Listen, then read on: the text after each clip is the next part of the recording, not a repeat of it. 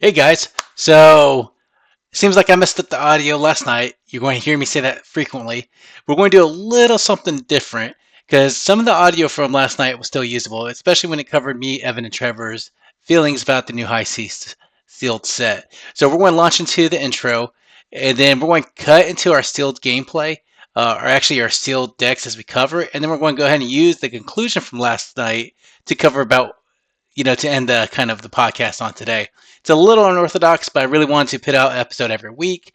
And the guys and us, we schedule this, but of course, when we're trying to do all the fancy stuff with the recording, mistakes tend to happen. So bear with me. We are trying new things, like we're using lapel mics with, when we're like on the scene, kind of interviewing. And this is just so we can play around with maybe potential future gameplay where we could kind of cover our thoughts or do a little table talk.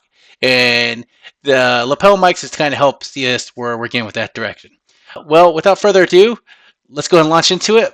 Except for one more thing, for all those people that actually watched our sealed guide, thank you very much. I was very excited to see those numbers kind of jump up, and we love the interaction we had. I know I get a lot of comments about my puns in person or on comments itself, and we do appreciate it. We do look at them, so thank you for everything. And without further ado.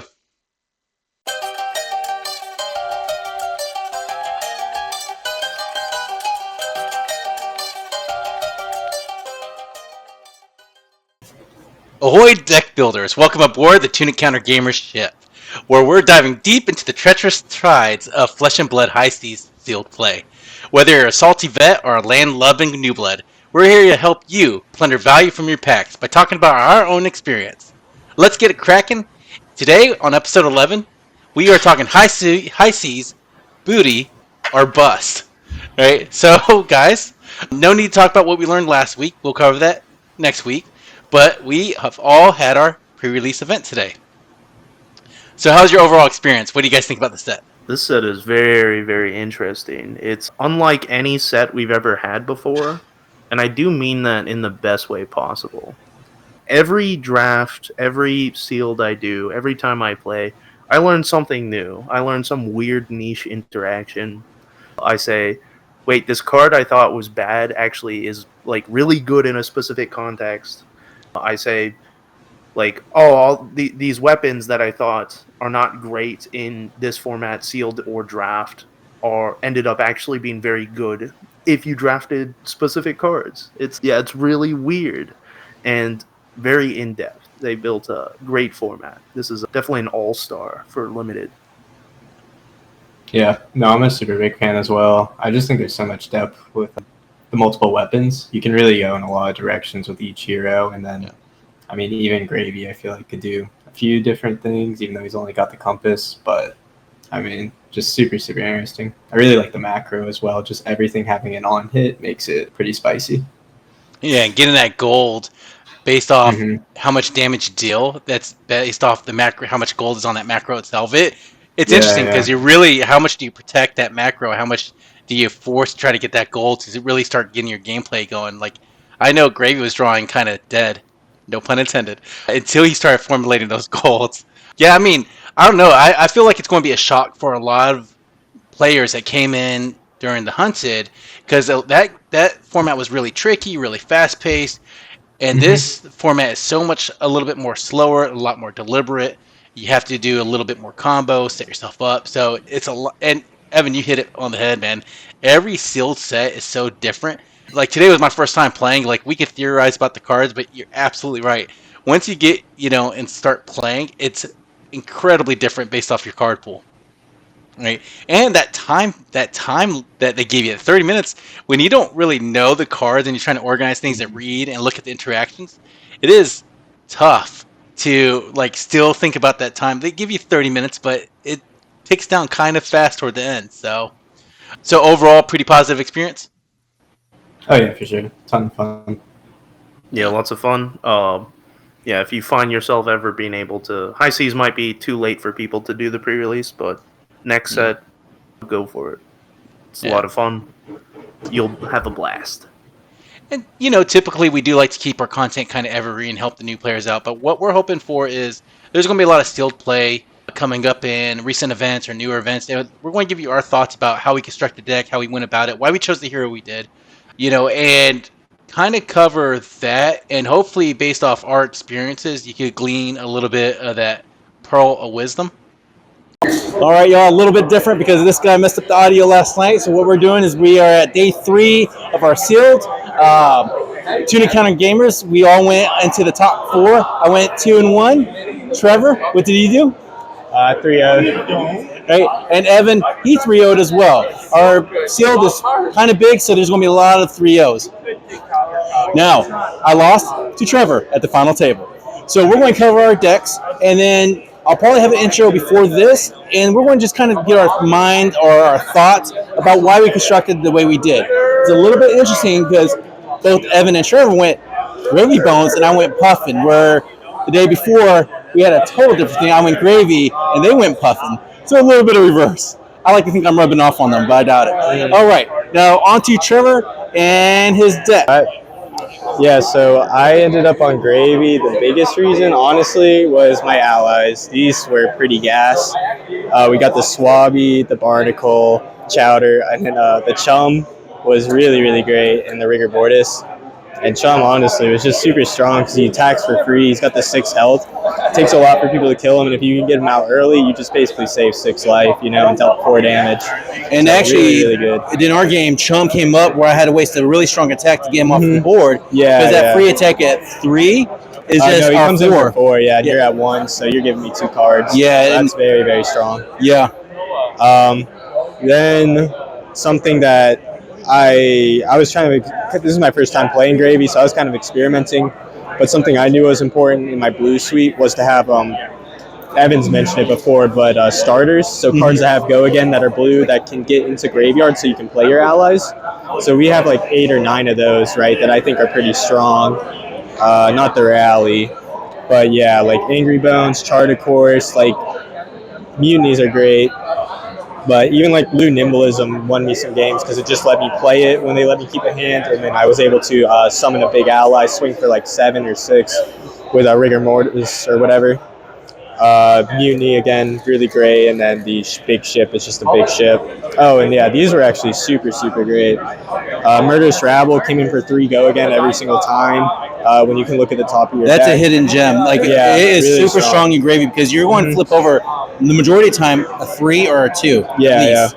And then Saltwater Swell was also awesome because that just let me wait till I would just wait till I had a blue on top using gravy or the compass, and then you can just go straight into Chum off this. You do a blue pitch, blue off the top, that's 5 floating. You can go Chum into swing or Swabby into swing. Super, super powerful. And Swabby is really good too when you get him off because of that health. I mean, that attack is super deadly. Yeah, he closes games out, and he's a break point, so you're getting gold, so it's really strong. Yeah.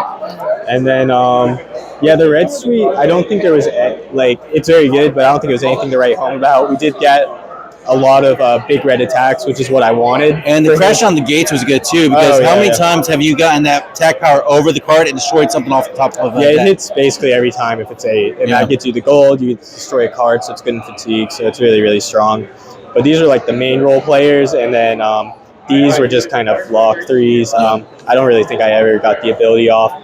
This one swung for 6 one time, but... And Rally the Regard, you were not afraid of pitching just to swing for that damage, and it might have came in where you had the block, but really you were just swinging it for a 7 damage attack, correct? Yeah, for sure. And then, in a pinch, you can block with it, discard an ally, and you turn a no block into a 3 block.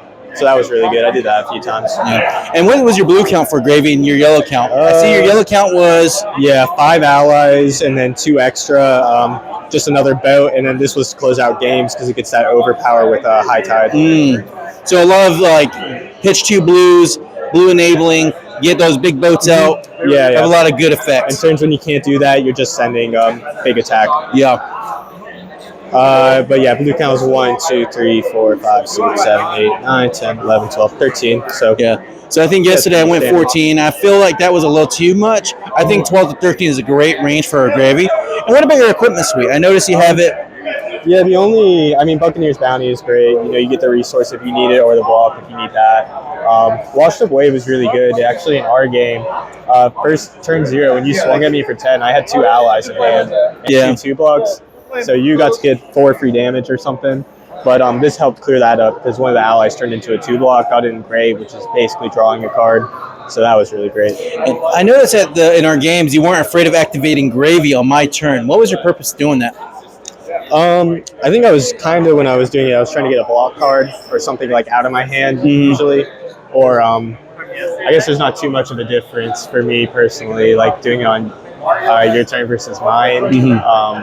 So you weren't really worried about the watery grave mechanic because you were more or less, fishing for the block cards, getting rid of your allies, and you're just going to hard summon them later when you had an awkward turn, right? Yeah, pretty much. All right, well, thanks, man. And you went 3-0, beating a rather charming pirate here, but yeah, great deck, right? Very long and strong attacks, put a lot of pressure on mine. All right, thank you very much, Trevor. All right, no problem, man. Now, our newest cast member, he 3-0'd with Trevor, so they're at the top of the table. Nice. And this man did pretty good in his field yesterday. It was a little spoiler. We're going to let him talk about his games, his thoughts behind his gravy. A little bit different than Trevor, so I liked how they were both different gravies. Spoiler, Evan, I'm sorry. I did let them know that you, in fact, went 3-0 already. Man, I can't believe it. I know. I'm a bastard. What are they even watching the video for? For the content, of course, for the beautiful deck. My deck is a little different from Trevor's. The issue is he opened some pretty strong Majestics. I did not, so mine is pretty, I would say, as fair of a gravy as can 3-0. It still had some powerful cards. For instance, over equipment side, I did open the Headstone. Most games didn't do anything, but on occasion, I did get to mill an ally, and it was very good. And I didn't catch it yesterday, but that is a battle-worn equipment, so you could block with it, and just in case you need to use that instant later, it does come in handy. Exactly. So equipment suite is pretty standard outside of that. And then over here, we can look at my actual deck. I took a bit more of a tempo-oriented approach. You can see cards like Ravenous Rabble, you can see Scar for a Scar, Life for a Life, Jittery Bones, Saltwater Swell. So I do have a really powerful Go Again package in the deck to just push out large amounts of damage. It's not just 3-for-7s dot deck. There is a little more to it.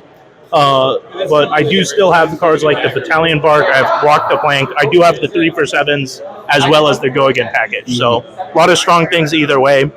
Over here in the yellows, of course, you can see my ally suite. I only ran 4 allies. I did not have any Mortys, which is the best ally, but I did have 2 Cuddies, which I like. I had a Barnacle, which was pretty good, and I had a Chowder, which was okay as well as another boat here and a couple random block 3 yellows. All right. So Barnacle being the weakest, but it's still like a 4 free attack once you get him on the board. Barnacle was pretty good. Chowder was definitely the weakest of the bunch. Yeah. Cuddy was very good too. Did that healing of the Chowder come ever in play? No, never. Okay. I think, to be honest, I don't think I played Chowder once. I think he was the ally that I left. Okay. In the so yeah, that's the red suite, that's the yellow suite. Importantly, you do have to run a nice long blue suite of cards. And here I am running 13 blues. I got a bunch of the premium blues, which are the 3-block, Go Again, 0 cost starters that you could use to play allies. And I think Trevor mentioned how yesterday you were mentioning that you really need starters in the blue just so you could turn and activate Gravy Bones' ability. Yeah, that's very true. So I had a good suite of those. I had cards like Heave Ho over here. I had a Vast E, which are very good. I also had 2 Battalion Bark Blues. These are fantastic in the late game. So once you've hit pitch stack, having a blue that swings for 7 is very, very powerful. So I did manage to fatigue some people just by dealing big damage with my blue cards. Yeah, and toward the end game, anything that comes over for 7 is super hard to defeat, and you're also pitching 2 blues into your deck anyways. And that 3-block, I know you love those blue 3-blocks. Blue 3-blocks are very nice. So I was very happy to have a suite of very strong blue 3-blocks, as well as a couple Go Again attacks. Restless Bones is a Go Again attack. Swiftwater Blue is very strong as a blue starter. Swings for 4. as well as allowing you to play allies once it goes to the grave. So, yeah, very strong good stuff. Today I played against one Gravy Bones. That was a close game, but I managed to squeak out a little more value than them. And then I played against two Spitfire Puffins. And with my suite of good blocking cards, along with my decent tempo, I did manage to beat both the Spitfire Puffins. One of which, of course, was Will's good friend, Noah, Black Market Noah from the Siblings in Cardboard podcast. So shout out to him. Yeah, very cool, man. Good game. Yeah. As you can see, we are all pretty much wrapping this up. They're trying to get a draft going on. Evan, can you critique my deck, sir? Trevor, feel free to chime in. Sure. So I went Spitfire Puffin because these two inspired me from yesterday. So you'll see kind of my suite. I chose Spitfire because you really need a blue count to be able to do this. In order to do the blunderbuss, if you don't have a lot of blues, it's very hard to get blunderbuss off. So, again, Puffin and Spitfire right here. Rust Belt is always a great card, that battle worn, and you can tap a card to destroy this, gain a resource. It doesn't always come in, but when it does, it's super helpful. And then your basic package, Tricorn, Fish Fingers, and Peg Leg. Right? So we're going to start with my basic reds. So I like a lot of Gogans, and we do go to the second cycle. So Jack Be Quick was just a way for me to get that nimblism in the graveyard, and then I can always play with Jack Be Quick for 4 go again. And if they happen to have an ally and I happen to hit, sure, but not really needed. Life for Life, very good card. Actually, Evan did that to me yesterday, and I didn't realize how strong that was because it naturally gets go again if you have less life than an opposing hero. And of course, a lot of buffs. Right now, I got Nimblism, Flying High. That Flying High with a +1 go again. I figured it would be helpful because sometimes you only have one cog, and you really need to tap it to give it a +1 to kind of overstep what they're doing. And of course, with that chart the course. So a lot of front pumps on this one. Tighten the Screws is fantastic because it's just good value, +4. Draw back the hammer and perk up. Perk up is how you trigger your hero twice. You can tap your hero, destroy gold, crank, untap your hero, destroy gold, crank, and you get that draw card turning on. 2 Cloud Skiffs because, even though it's once per turn, at 5, 3 block, and you can tap a cog to get it to go again or +1. Fantastic. Sky Skimmers, much the same thing. I did like Teeth of the Cog and Tough Little Wench because you can block with it, destroy a golden cog that ran out of steam to recreate a golden cog with another steam counter, go to your turn, and you have an untapped golden cog. And also, first turn, if you do a Tighten the Screws and a Tough Old Wrench for 1 blue pitch, that's 10 damage on the first turn or turn 0, and that's really hard for your opponent to deal with. Okay? It's true. Actually, I think I learned that from Evan yesterday when he did that to me. Or maybe it was the other Puffin players. Your basic yellows was just...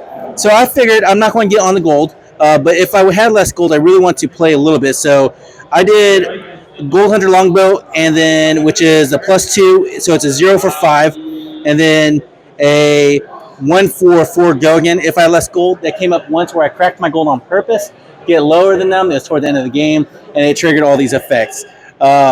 Chart the course again because I have a lot of go against. My second attack's going to get +3. I could generate gold on the island. And then Sky Skimmer, why not? Teeth of the Cog, same thing. It's usually either a block or a 3 attack for 0 cost. And with all front prompts, it's coming in for like at least 7. So it's not bad. 2 card 7 I heard was pretty good. Now, when I opened my seal pool, I had garbage in my blues. Enough, though, where I really liked it. So I pulled Evan Strat, 2 Battalion Barks at the end game. Is still a really good, solid thing. Sky Skimmer, Golden Wing Turbine sets you on. Cogwork Zeppelin is a really good card just because it could add on more steam counters, and you can pump it twice if you have 2. That's just a generator right there. Never really came up. I liked it because it's a blue block 3. Right? Nimblism. Honestly, that +1 does come in sometimes, but it was just a way to fish for Jack Be Quick another time. A lot of my attacks were 0 or 1 cost. Tit for tat, you don't want to run too many of these, but this is tap their hero, untap your hero. If you have 2 gold, you're drawing a card. So it's not bad. It does shut them down, and it's a way for you to get enable. All right, and then Cloud Skiff is basically Cloud Skiff. It's a blue block 3, could possibly be a 4 attack or a go again, so extender. What do you think, Evan? Looks pretty good for the most part. You probably know which card I'm going to question. It's definitely Flying High. Not a big fan of Flying High. Just a red card that all it does is give go again and +1 seems kind of not great. I think I would rather have something that either blocks a bit better or maybe swings for more. But overall, you do have a lot of good aggressive cards, and it definitely looks pretty powerful. So I can see the 2-1 here. And, of course, you lost to deck. Very, very strong stuff all around. We, the Tunic Counter Gamers, really did well, and we're very happy with our results. All right, guys. So this video will be out. Thank you to them for staying a little late after this and doing it for. You might remember the GOAT here. He's been doing pretty good. 3-0. All right. Future person that's going on the cast later for tournament prep. That'll be Noah Z. All right. So we heard that there's actually I probably can't say we're the Chippendale podcast because we're all good-looking fellas, right? But Trevor likes I'll talk to you guys later. Signing out. Peace. Remember, every turn is a decision, every decision is a story, and don't forget your damn Tunic Counter. Peace. Bye, everyone. I know, I forgot it last week.